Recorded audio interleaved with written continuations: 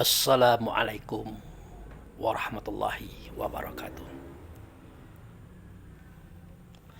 Saudaraku kaum muslimin dan muslimat, saudara sebangsa setanah air dimanapun ada dan berada.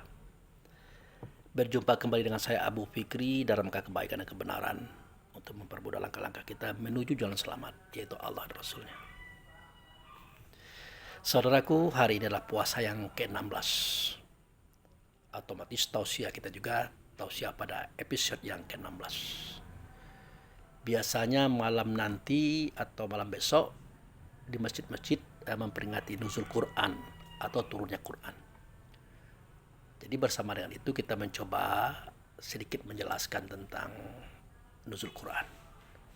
Baik, kita mulai dari surah Al-Baqarah ayat 185. Jadi kita ambil atasnya saja, yang bunyinya begini. Syahrul Ramadanul Lazi unzila fihil Qur'an hudalin nasi wa bayyinati minal huda wal furqan. Jadi artinya adalah pada bulan Ramadan itu yang di dalamnya kami turunkan Quran, petunjuk bagi manusia dan penjelas bagi petunjuk itu, sekaligus sebagai furqan, pembeda. Nah, biasanya kisah ini menceritakan tentang sewaktu Nabi Muhammad bertahanus atau bertapa, kata orang. Jadi pada momen itu Nabi Muhammad didatangi oleh sosok yang tidak biasa. Walaupun Jibril sudah datang atau pernah datang kepada beliau sewaktu beliau masih kecil dulu, tapi ya kehadiran Jibril hari ini tidak sama dengan sewaktu beliau didatangi waktu dia kecil dulu. Seketika beliau berusia 6 tahun atau 8 tahun ya. Tidak sama. Kalau waktu itu kan seperti orang biasa. Nah, kalau sekarang itu seperti raja itu.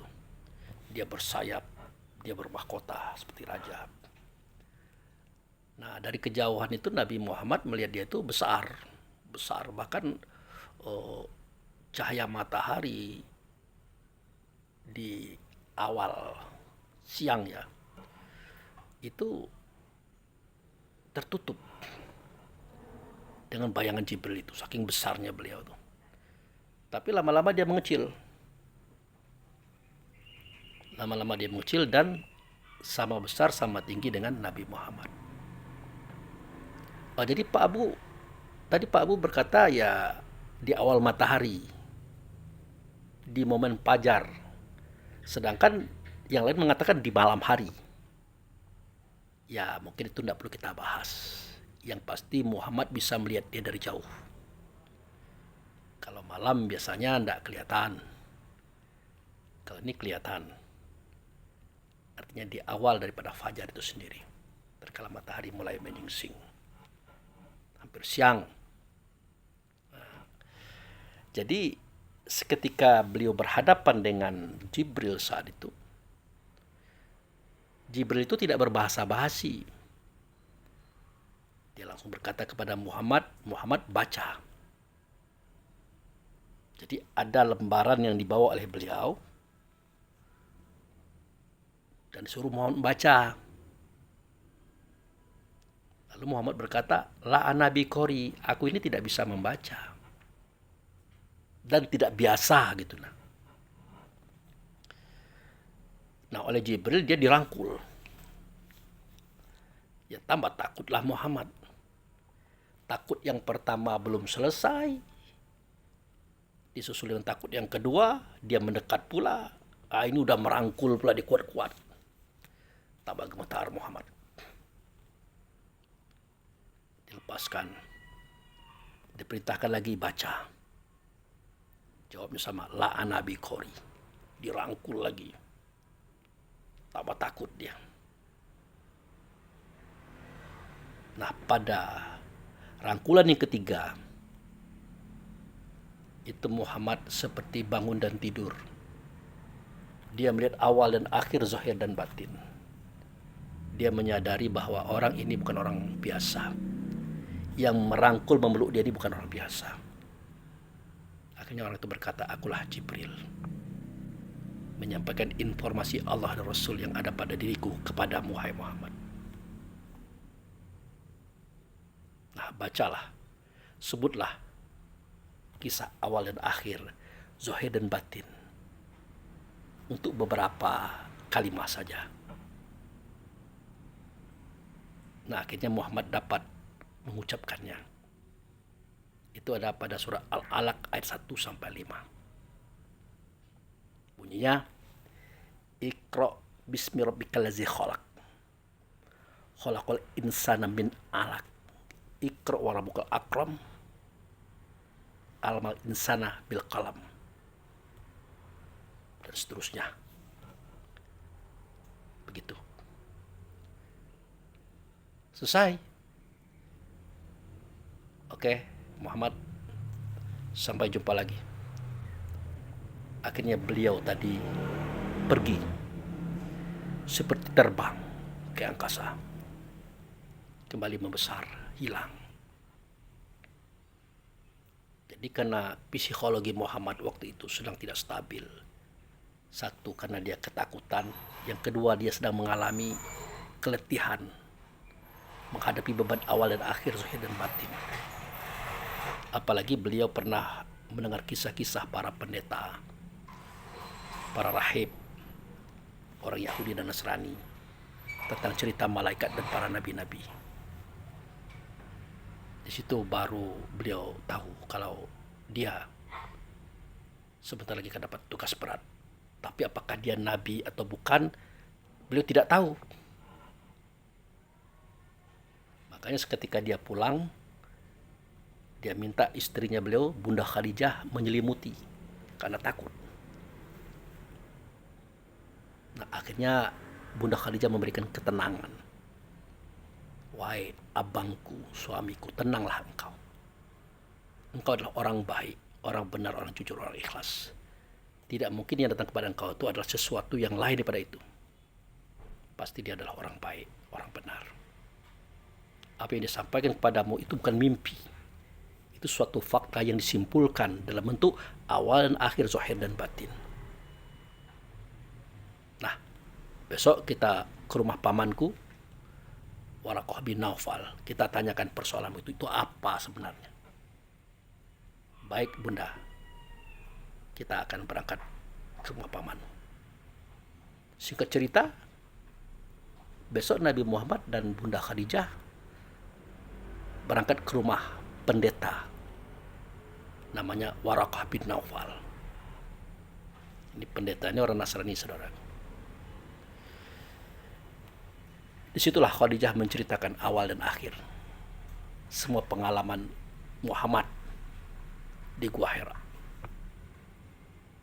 Akhirnya sang pendeta tadi tersenyum, bahagia.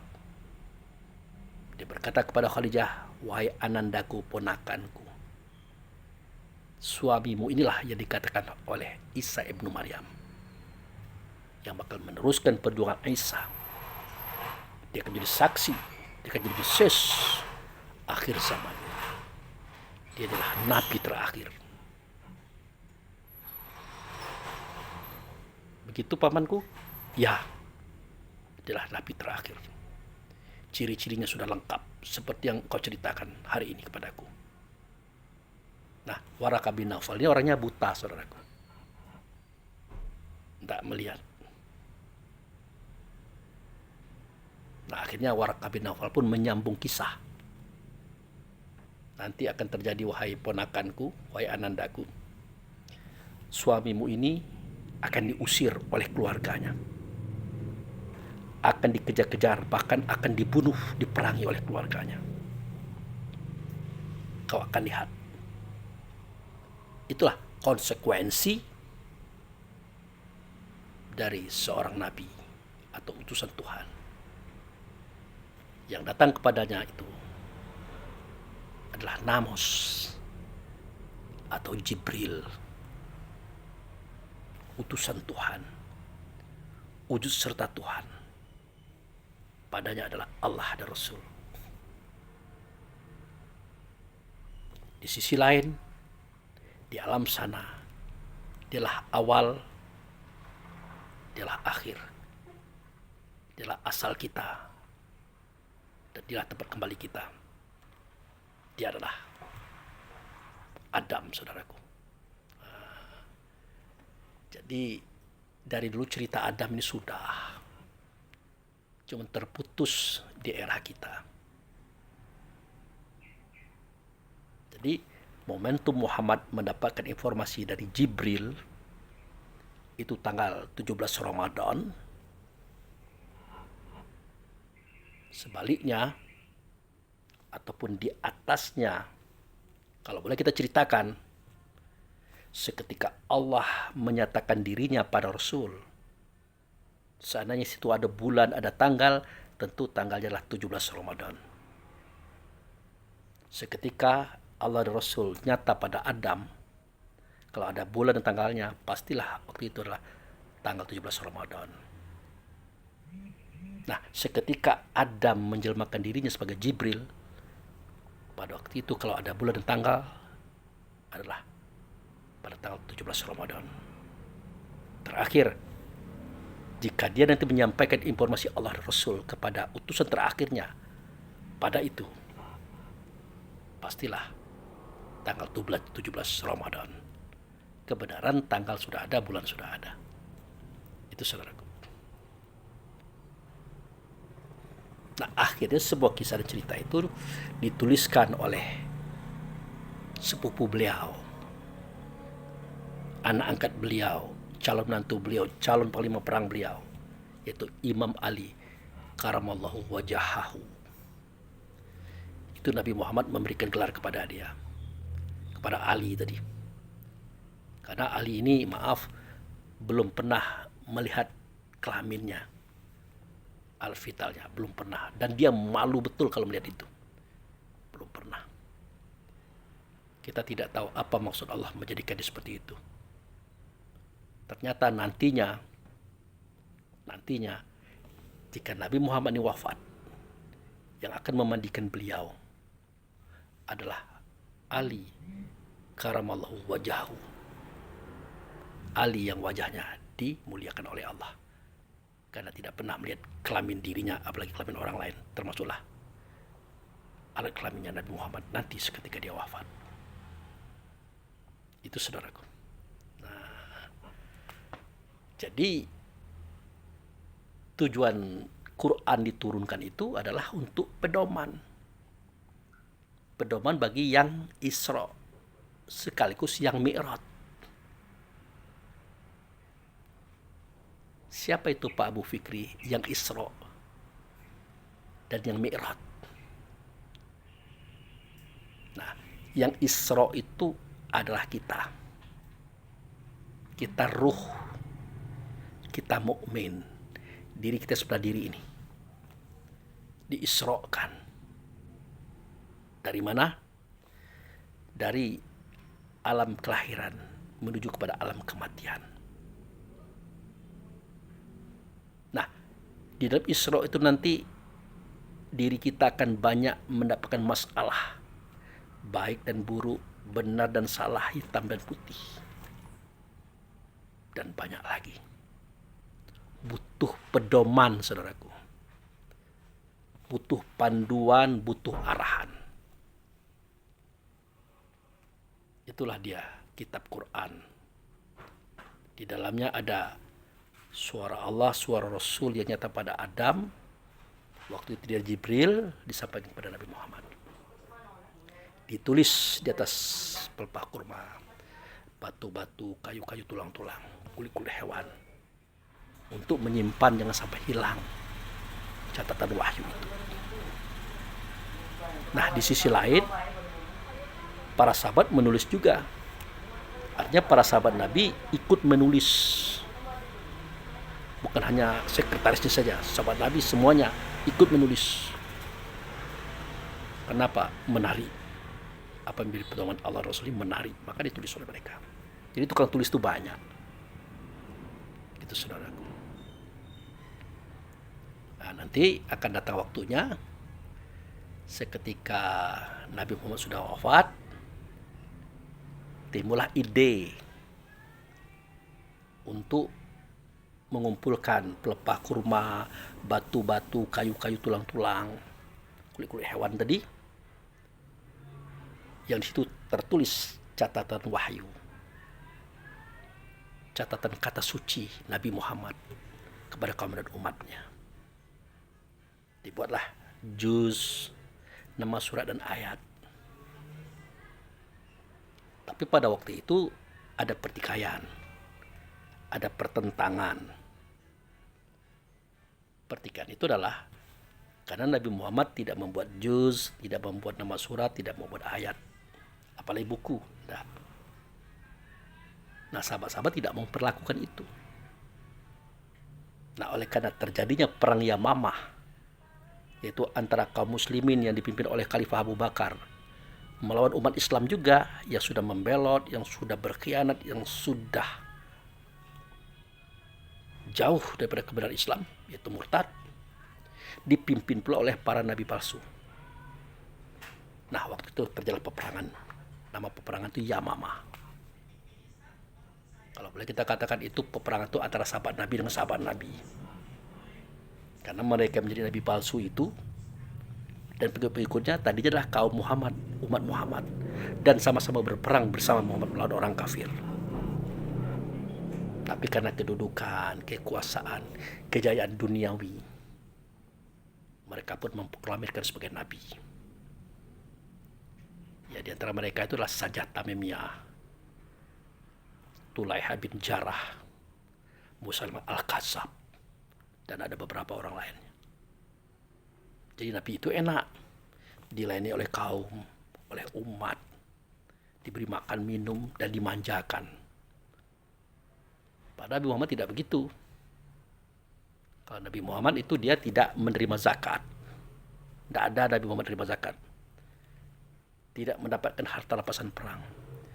Tidak mendapatkan hibah. Tapi kalau hadiah dia terima. Sebegitu beratnya beban Nabi sebagai orang yang hidup yang butuh biaya. Tapi sahabat-sahabatnya mengerti. Nah, beda dengan Nabi palsu. Dia buat juga sistem zakat, harta rampasan perang, hibah macam-macam. Nabi-nabi palsu dapat. Semua itu dapat. Jadi kalau cari uang dengan agama ini gampang. Asalkan niatnya untuk menipu. Gampang. Makanya mereka berlomba-lomba ingin jadi nabi, ingin jadi rasul, dan mereka juga punya wahyu daripada Tuhan. Itu kata mereka. Nah, inilah yang diperangi oleh Abu Bakar beserta sahabat. Terjadi perang Yamamah. Nah, waktu itu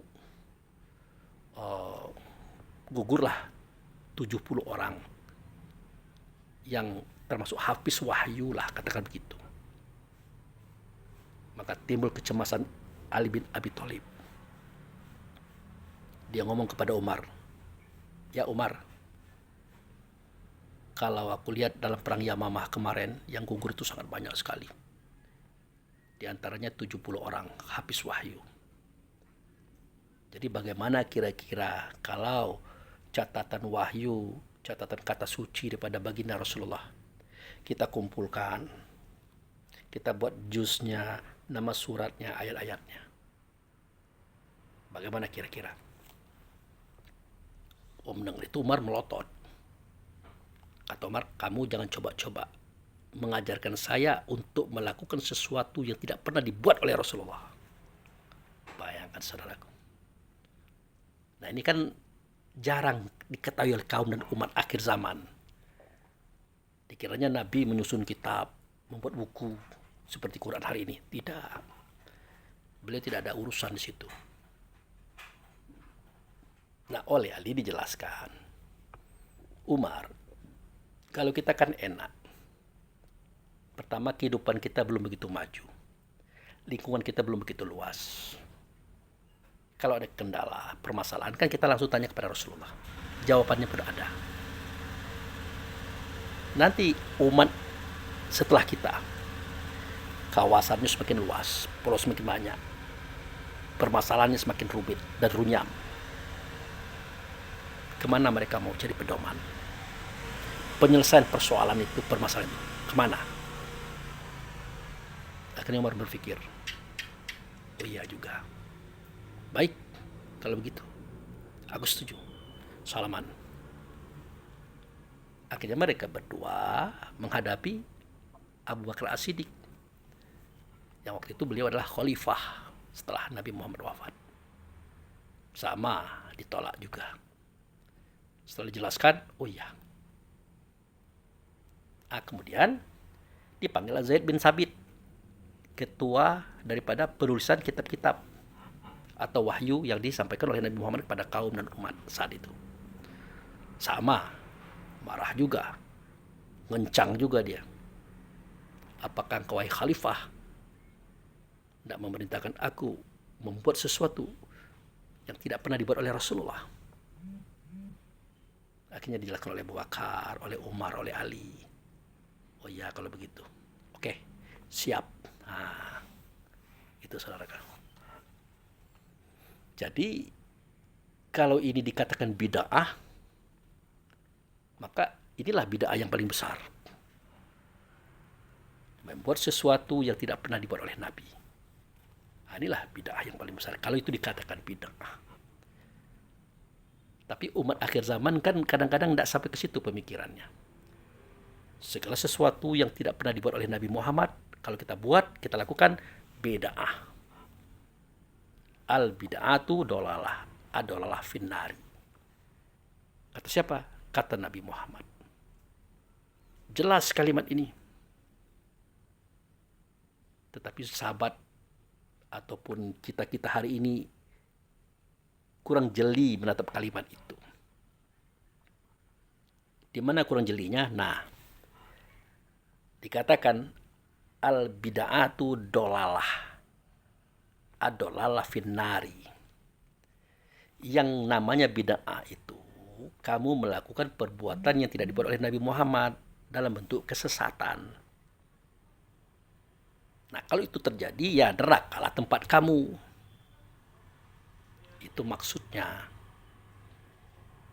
Tetapi kalau itu dibuat yang tidak pernah dibuat oleh Nabi Muhammad, membawa kepada kebaikan, membuat kepada kemanfaatan dan kemaslahatan orang banyak, tidak bid'ah namanya, melainkan inovasi, pencapaian, demi mempermudah langkah-langkah kita menuju jalan selamat itu Allah dan Rasulnya. Kan begitu bahasanya. Oleh karena itu ya banyak umat akhir zaman dikicuh oleh iblis, oleh syaitan, supaya kita ribut, bermasalah. Ya diangkatlah kisah-kisah bid'ah ini. Wah itu maulid Nabi, wah itu Isra Mi'raj itu, wah itu bid'ah semua, itu dolalah semua, itu nars, neraka semua. Mulailah kita mengkafir-kafirkan orang, menyesat-nyesatkan orang, memunafik-munafikkan orang, wah macam-macam tuh. Karena kaku, akal fikir tidak berfungsi untuk memahami. Begitu saudaraku. Nah, jadi kita orang Islam ini dituntut untuk berakal, berfikir, mengkaji, mendalami, meneliti. Supaya akal fikir ini berfungsi untuk kebaikan dan kebenaran. Bukan untuk ribut, bukan untuk menjatuhkan orang. Berbeda paham biasa.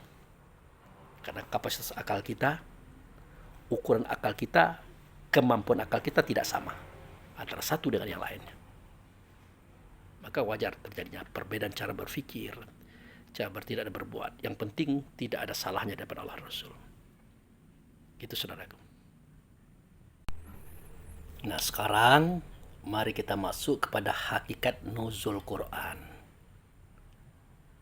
Nah sebelumnya mari kita kenal apa itu kitab, apa itu Quran, apa itu ayat. Itu terlebih dahulu. Karena kita akan masuk kepada bab hakikat. Oke. Nah, pada kitab Quran surah Al-Baqarah ayat 1 sampai 3 ada penjelasan yang berbunyi Alif Lam Mim. Zalikal kitabu la raiba fihi hudalil muttaqin. Allazina yu'minuna bil ghaibi wa yuqimuna sholata wa mimma razaqnahum yunfiqun. Dari sana dulu kita lewat. Nah, apa itu terjemahnya Pak Abu? Alif lam mim. Alif lam itu artinya Allah, saudara, yang menyimpan rahasia awal dan akhir, zahir dan batin, yang hendak diceritakan kepada semua kita, kaum dan umat ini. Tetapi tidak mungkin kita bisa menjangkau Allah, karena Allah itulah nama yang agung, nama daripada zat, tidak berbentuk, tidak berupa, tidak bersuara, tidak berkata, tidak sama dengan segala sesuatunya. Makanya Allah itu menyatakan dirinya pada hamdu. Hamdu itu sifat. Supaya bisa terdeteksi suara, kata, cerita tentang awal dan akhir, zahir dan batin ini. Nah, sejak Allah dan hamdu bersatu dalam satu kesatuan, maka Allah bernama Alhamdu atau Ahmad atau Rob. Nah, dia menyatakan dirinya pada sosok namanya Basyiroh yang dia jadikan dengan tangannya sendiri, tanpa campur tangan malaikat. Sosok itulah pembawa Alhamdu atau Ahmad atau terpuji atau sifat. Dalam bahasa Arab dia adalah Muhammad. Dalam bahasa kita dialah pembawa sifat. Sifatnya Ahmad atau terpuji atau Alhamdu. Dia bernama dengan nama Adama atau Adam. Itulah ayahanda kita. Jadi ayahanda Adam ini adalah perwujudan yang padanya ada Ahmad. Dalam dadanya ada Alhamdu atau Allah dan Hamdu.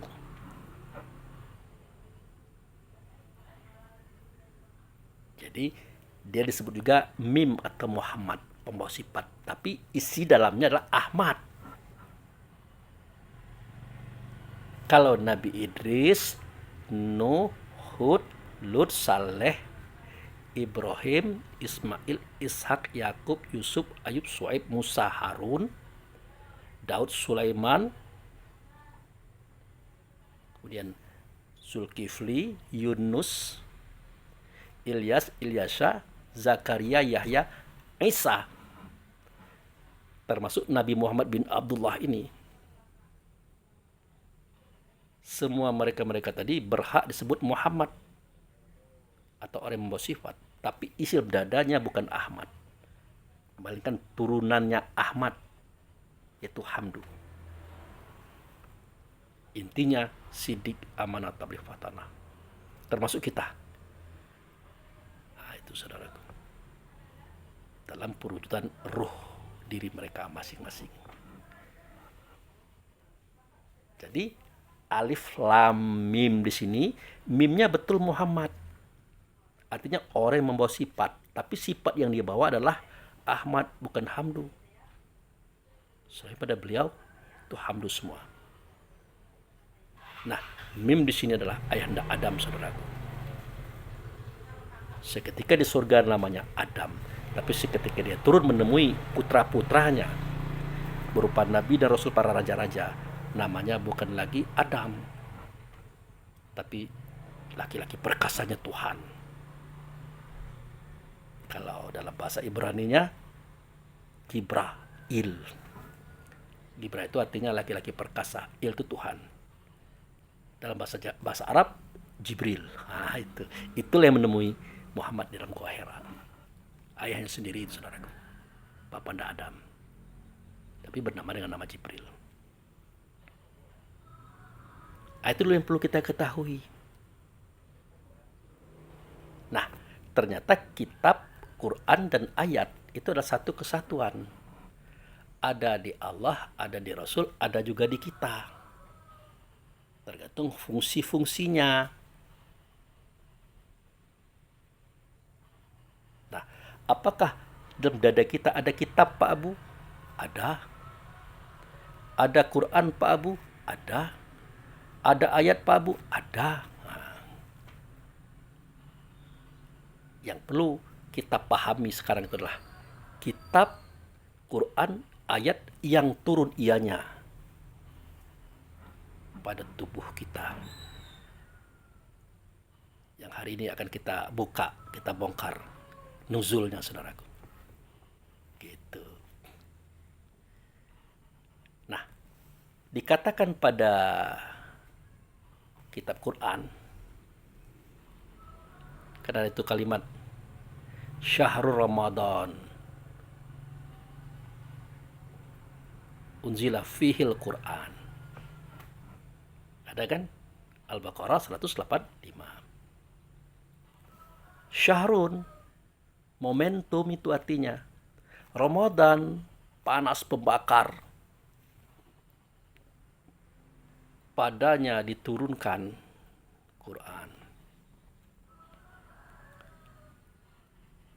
Kapankah momentum itu, kejadian itu? Ya. Kejadian apa? Panas mendidih itu terjadi. Itu terjadi pada tubuh badan jasad kita, saudaraku. Sewaktu tubuh badan jasad kita berperan sebagai aspal. Aspal yang hitam, panas, menggelegak itu. Ini tubuh kita ini. Tubuh kita ini dikatakan asfali safilin, atau yang hitam, panas, menggelegak. Dia juga dikatakan khusrin, atau sesuatu yang merugi. Nah, bagaimana kisahnya, Pak Abu? Nah, kita kan melihat dalam surah At-Tin itu. Laqad khalaqnal insana fi ahsani taqwim. Insan itulah nama ruh yang diambil daripada nama tubuh dan jasad yang disebut dengan manusia. Tapi itu insan itu penamaan pada ruh seketika sudah ada di tubuh. Laqad khalaqnal insana fi ahsani taqwim. Jadi insan itu, ruh itu dijadikan sebaik-baik kejadian. Asalnya siapa? Dia adalah turunan Hamdu. Hamdu adalah turunan Allah. Allah Hamdu dan dia insan tadi atau kita itu sangat dekat. Bagaimana dekatnya? Jauh tidak berjarak, dekat tidak perantara. Itulah kesempurnaannya. Nah, summa rodatnahu asfali safilin. Kemudian kami cemplungkan dia, kami masukkan dia ke dalam asfali safilin. Asfal, hitam, panas, menggelegak. Barang ini, saudaraku.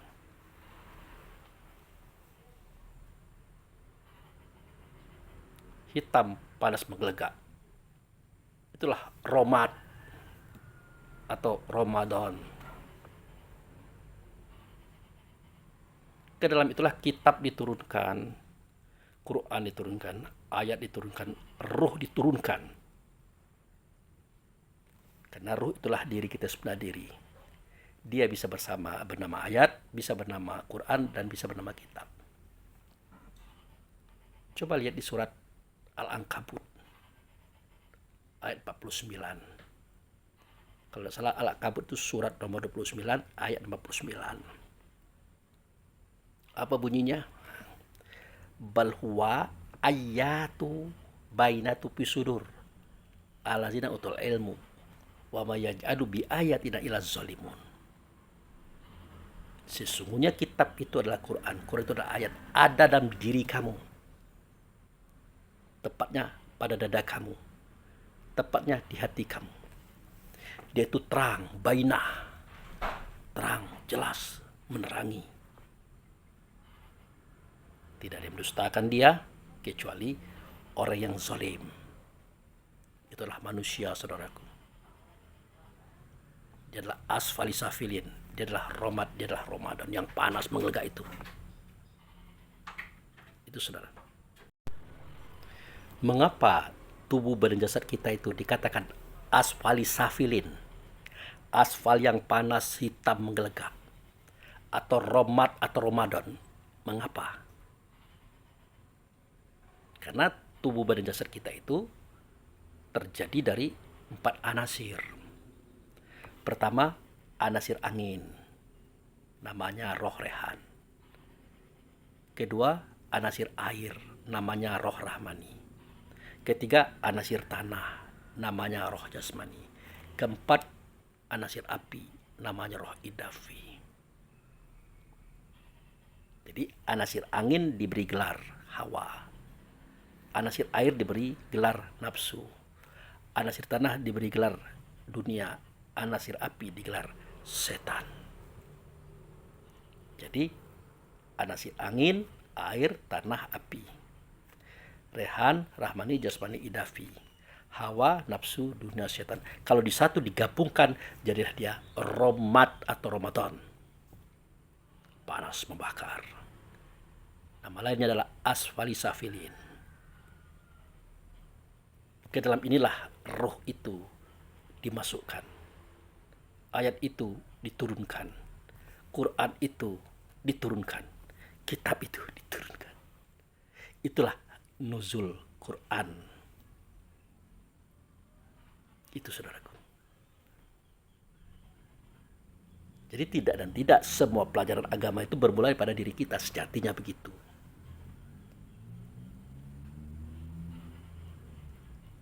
Tapi Pak Abu, secara ilmiah, apakah bisa dibuktikan bahwa tubuh badan jasad kita itu tercipta daripada anasir angin, air, tanah, api? Bisa. Bisa. Nah, tapi sebelumnya mari kita kutip ungkapan Nabi Muhammad seketika dia berdialog dengan sahabat. Oke? Seketika sahabat itu bertanya, "Ya Rasulullah, bukankah engkau mengatakan bahwa manusia itu tercipta dari air mani, air sulbi yang ada pada surah At-Tariq itu? Falyanzuril insanu mimma khuliqa mimma indafik yakhruju min badi sulbi wa tara'ib." Dalam manusia itu memikirkan dari apa dia dijadikan. Sesungguhnya dia dijadikan dari air mani, air sulbi yang terpancar dari tulang dada dan tulang rusuk. Nah, setetes air mani atau sesendok air mani terdapat jutaan ekor makhluk namanya spermatozoa. Pertanyaannya, kenapa dia hidup, dia bernapas, dia berjalan, dia berlari, dia berkembang dalam telur perempuan dalam kandungan emak? Kenapa? Ya kata Nabi Muhammad, jangan tanya itu dulu. Tanyalah, mengapa timbul Hawa? Nah, itu dulu. Nah, mengapa timbul Hawa? Jawab beliau, karena anasir angin telah memenuhi segala rongga pada kita. Maka timbullah Hawa. Sifatnya pantang kelintasan. Oke. Nah, mengapa timbul nafsu? Jawab beliau, karena anasir air telah menjadi otak tulang urat pada kita. Maka timbullah nafsu. Mengapa timbul dunia? Kata beliau, karena anasir tanah telah menjadi daging, kulit, bulu, roma pada kita yang menutupi otak tulang urat dan angin tadi. Terjadilah dia tubuh badan jasad. Maka dunia namanya. Yang keempat, mengapa timbul setan? Karena anasir api telah menjadi darah pada kita. Maka timbullah setan. Itu kajian, itu ucapan daripada guru kita, orang tua kita. Tapi bisa dideteksi dengan pengetahuan ilmu fisika, biologi, kimia. Bisa. Jadi dikatakan bahwa inti api itu adalah darah. Inti darah itu adalah klorida. Inti klorida itu adalah kromosom.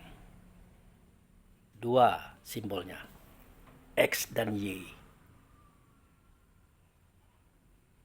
dia adalah spermatozoa, saudaraku. Kalau perempuan, ovum, dia adalah X simbolnya. Kalau bertemu simbol yang ada spermatozoa, simbol X ketemu dengan X, maka jadilah dia perempuan. Kalau bertemu simbol Y dengan X, ovum itu kan X tuh, maka jadilah dia laki-laki. Berlawanan dia, bertentangan dia. Laki-laki itu sang penantang, saudaraku. Itu dalam ilmu fisika, biologi, dan kimia.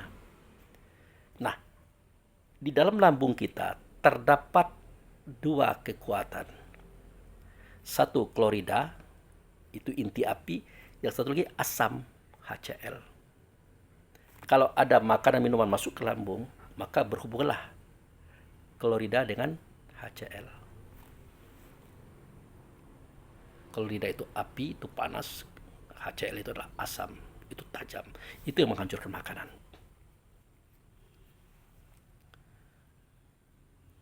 Kemudian terjadi fermentasi. Turun dia kepada usus. Untuk apa? Untuk disaring, diambil airnya, proteinnya, mineralnya, vitaminnya, beberapa unsur-unsur logam dan macam-macam itu ditarik di situ.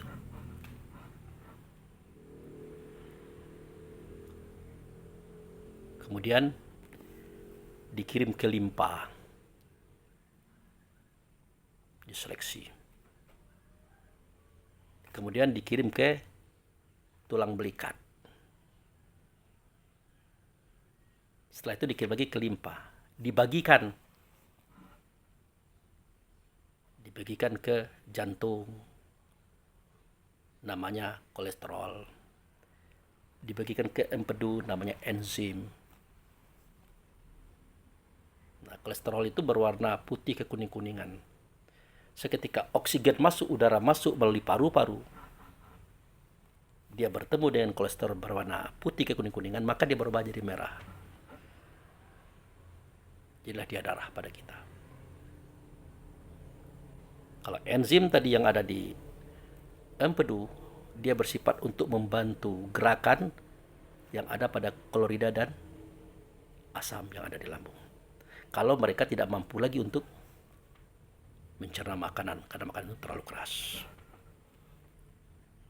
Jadi reproduksi tubuh kita yang ada pada lambung, usus, dan rongga dada semuanya adalah bergerak berdasarkan angin, air, tanah, api, saudaraku. Dan ini tidak bisa diuraikan panjang lebar, karena diuraikan juga kita kan antara paham dan tidak. Sebaiknya kita tonton saja atau kita buka saja buku fisika, kimia, biologi, dan beberapa macam ilmu-ilmu tentang fisik. Gitu. Jadi real adanya, terbukti. Angin, air, tanah, api memang ada pada tubuh kita. Real.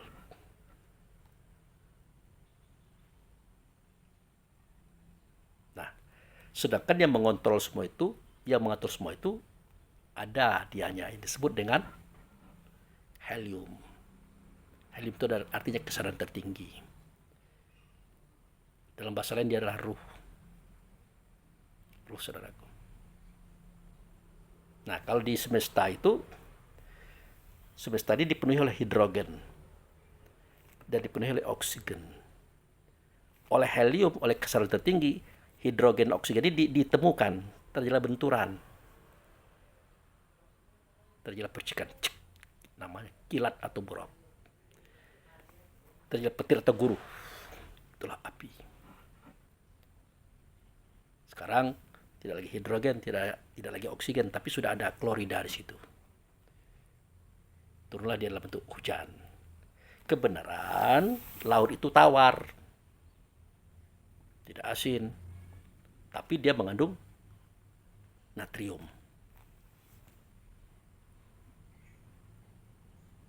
Nah, seketika turun hujan tadi, ya, ada hidrogen, ada oksigen, maka dia menjadi air. Klorida tadi bertemu dengan natrium, maka jadilah air itu asin.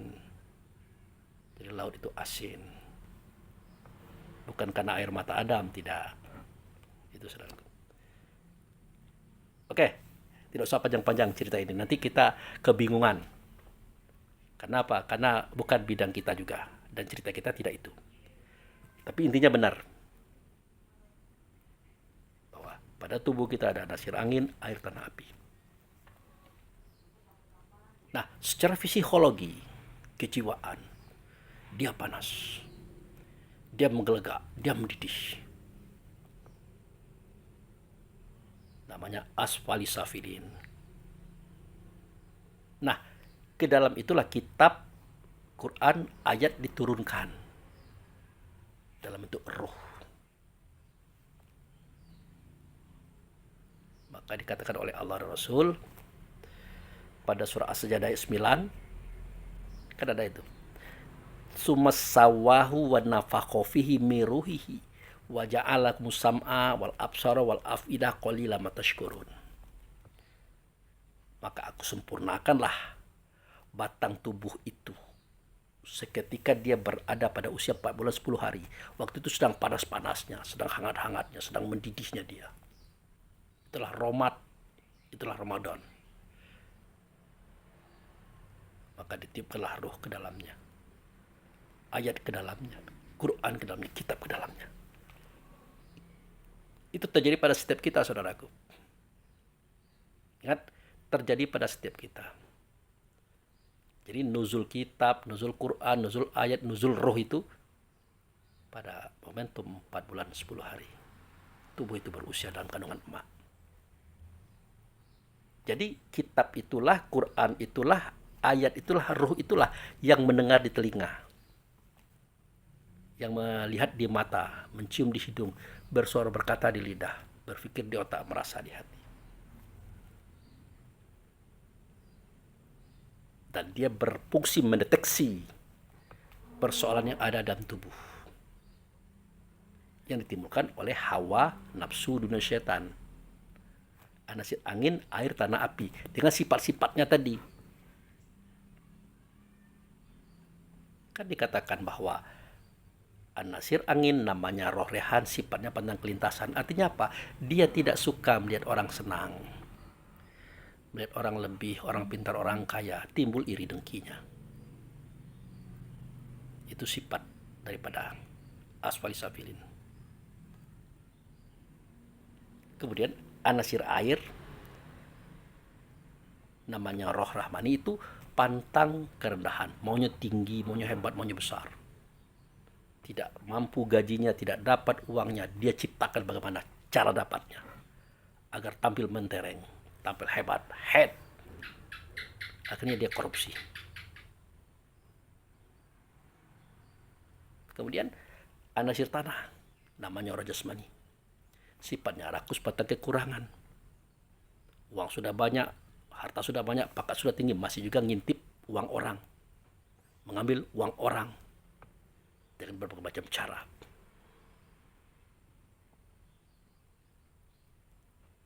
Kemudian anasir api, tidak patang tersinggung, tidak mau kalah, dia setan pada kita.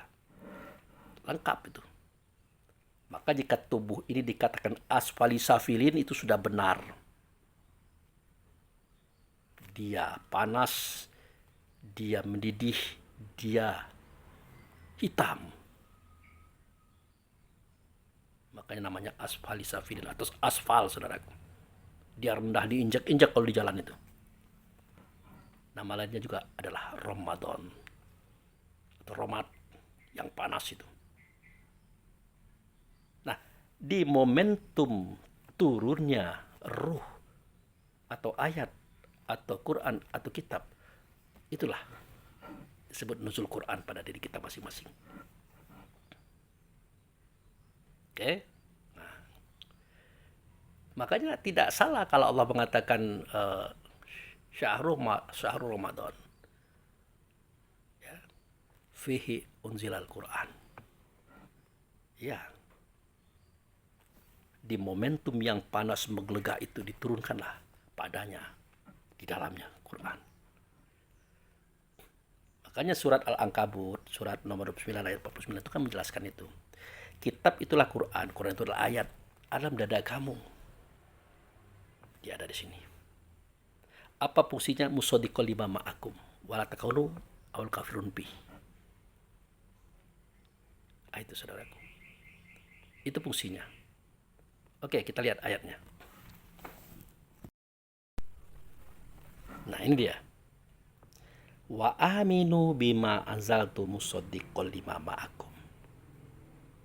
Dan berimanlah kamu dan percayalah kamu dan yakinlah kamu kepada apa yang sudah kuturunkan ada pada kamu. Itu ruh, saudaraku.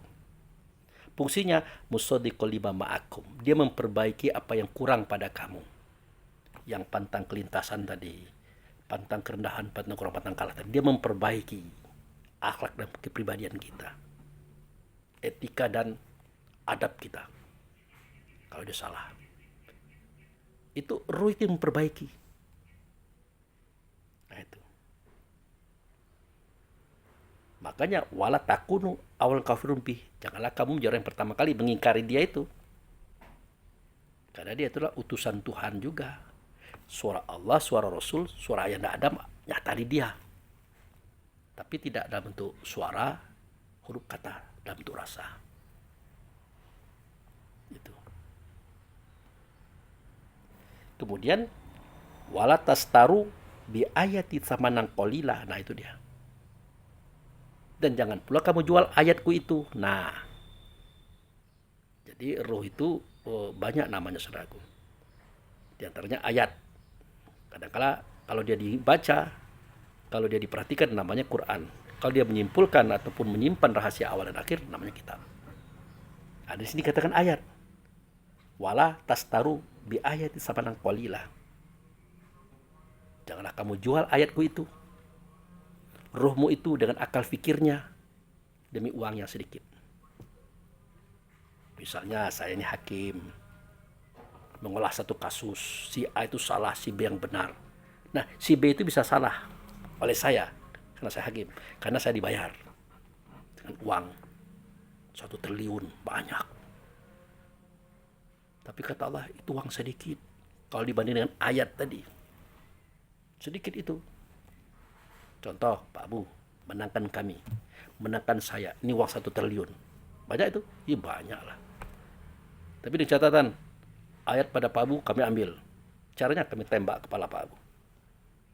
Oh, enggak mau saya. Daripada saya mati, ayat saya hilang, roh saya hilang, mendingan tidak saya terima uang 1 triliun. Itu apa? Saya terima uang 1 triliun tapi saya tidak menikmati. Artinya ayat lebih mahal pada uang 1 triliun, saudaraku. Seandainya saya hakim, tapi kan tidak mungkin lah. Tak akan. Gitu. Nah, itu dia. Nah, kemudian kita perlu setiap hari itu merasa-rasa, mendengar-dengar, melihat-lihat dalam batin kita itu. Terutama ketika kita menghadapi persoalan. Katakanlah mungkin kita menghadapi sesuatu yang tidak kita senangi. Bawaan kita memberontak, membalas. Tapi dengarkan suara dia. Sabar. Jangan, itu berbahaya. Ada di situ terasa. Ada terasa. Nah, seketika kita tahu bahwa dia ada, namanya kitab. Seketika kita memperhatikan dia, ya, apa yang dia suarakan, dia kata kepada kita, namanya Quran atau bacaan. Nah, seketika kenyataan itu jelas ada, maka dia adalah ayat. Perhatikanlah dia, saudaraku. Bacalah dia, saudaraku. Pahamilah. Makanya pada kitab Quran itu ada kalimat yang bunyinya, ya baca oleh kamu akan kitabmu. Cukup kamu saja membacanya hari ini. Mari kita lihat ayatnya. Nah, ini ayatnya. Iqra kitabaka kafa binafsika yauma alaika hasiba. Kita diperintah, bacalah kitabmu. Cukuplah dirimu pada hari ini sebagai penghitung semua apa yang kamu buat. Setiap detik, setiap menit, jam, hari, minggu, bulan, tahun, dan seterusnya. Jadi ketika kita membaca kitab, membaca Quran, membaca ayat, artinya kita membaca diri kita. Yuhasibu itu artinya menghisap, memperhatikan, menghitung apa yang kita buat. Yang disebut dengan muhasabah itu menghitung dan membaca. Nah, pengetahuan ini bermanfaatnya bagi kita adalah ketika kita menghadapi orang. Mulai kita keluar rumah, ingat hati-hati. Perhatikan suara kata yang ada di batin kita. Seketika menghadapi masalah, ingat hati-hati. Isi hati kita perhatikan. Dia akan bersuara, dia akan berkata, dia akan menyampaikan informasi kepada kita. Tapi tidak dalam bentuk huruf, kata tidak, dalam bentuk rasa. Makanya cerita nuzul Quran ini perlu dibuka. Perlu ditumbuh kembangkan agar kita paham nuzul Quran itu benar terjadi pada 17 Ramadan. Malaikat Jibril datang pada Nabi Muhammad itu benar. Tapi sejatinya adalah menceritakan apa yang ada pada kita. Seketika kitab Quran ayat turun ke dalam asfali safilin. Asfal yang hitam, panas, menggelegak. Kejadian itu adalah pada saat usia tubuh kita 40 hari. Efeknya mak kita itu mual-mual, muntah-muntah. Ngidam namanya itu. Waktu itu diturunkan dia. Itulah syahrul Ramadan. Momentum panas, hangat, menggelegak. Seketika kitab Quran ayat atau ruh dimasukkan. Nah, tugas kita adalah membaca suara kata dia dalam setiap langkah, setiap gerak. Itu saudaraku. Nah, inilah gunanya kajian hakikat, untuk menunjukkan, mengantarkan kita kepada sesuatu yang ada manfaatnya bagi diri kita, agar meningkatkan kualitas daripada keberadaan diri kita. Jangan hanya kita melihat keluar, tapi lihatlah ke dalam. Tengoklah ke dalam, kata Abid GAD, sebelum berbicara. Kan ada begitu. Jadi sebelum kita bersuara, sebelum berkata, ya tengoklah ke dalam. Dengarkan katanya dia. Makanya yang disebut dengan tertib itu mendahulukannya dahulu, mengemudiankannya kemudian. Siapa yang dahulu? Dia. Kitab itu terdahulu. Quran itu terdahulu. Ayat itu terdahulu. Roh itu terdahulu. Barulah tubuh ini melakukannya, menggerakkannya. Termasuk bersuara, berkata. Gitu. Kecuali kalau kita sudah ahli, biasanya spontan dia itu. Spontanitas. Itu saudaraku ya. Nah, jadi ya itu ajalah dulu lah. Karena dalam kajian yang ini juga hanya sekedar menunjukkan saja. Adapun cara praktek-prakteknya sudah saya jelaskan walaupun sedikit itu. Jadi kitab itu adalah Quran, Quran itu adalah ayat. Itulah ruh pada kita. Ditiupkan atau disempurnakan kenyataannya pada tubuh ini seketika tubuh berusia 4 bulan 10 hari. Itu saudaraku. Maka tataplah dia, pandanglah dia, bacalah dia. Jangan kita ingkari. Karena suara Allah, suara Rasul, suara ayah Adam ada pada dia. Oke? Nah, itu saja ya. Mohon maaf kalau kita berbeda. Wabillahi taufiq wal hidayah. Assalamualaikum warahmatullahi wabarakatuh.